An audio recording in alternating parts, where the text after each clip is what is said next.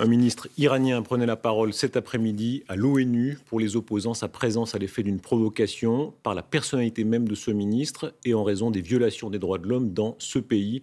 Les femmes courageuses qui enlèvent leur voile islamique pour protester contre la contrainte qui leur est imposée incarnent cette résistance. Éric Moisy, Annabelle Durand. C'est un genre de paradoxe qui a des précédents au Conseil des droits de l'homme de l'ONU. Aujourd'hui, le paradoxe a le visage de cet homme qui monte à la tribune. C'est le ministre iranien de la Justice. Ali Reza Aveei représente son pays. 12 minutes d'un discours dans lequel il explique qu'il ne faut pas juger l'Iran trop vite, car ailleurs dans le monde, à cause du terrorisme, les droits de l'homme sont bafoués. Ali Reza Aveei est sur la liste des personnes sanctionnées par la Suisse et l'Union européenne.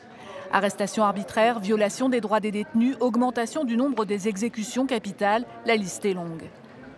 C'est assez obscène d'avoir cette personne ici dans cette enceinte, au moment d'ailleurs où on va discuter de la situation des droits de l'homme en Iran. Disons qu'il fait partie des personnes qui ont vraiment été dans un système d'exécution massive d'opposants politiques pour des raisons politiques, pour leurs opinions, leur expression, et que c'est un fervent défenseur de la peine de mort dans tous ses aspects en Iran.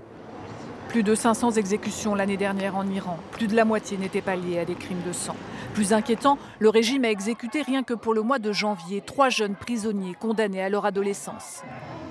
Dehors, le Conseil national de la résistance réclame l'arrestation de celui qui a fait éliminer des milliers d'opposants quand il était procureur et membre du comité de mort en 1988. Et ça fait presque 30 ans que ces gens sont dans l'impunité totale.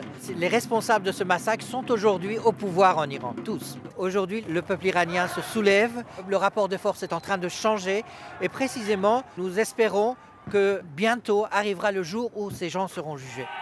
Il y a eu des manifestations dans tout le pays hier et aujourd'hui, ces femmes qui enlèvent le voile et qui se filment sur Internet. Le régime continue de réprimer, mais il est défié et ne peut plus nier le souffle plus fort de la contestation.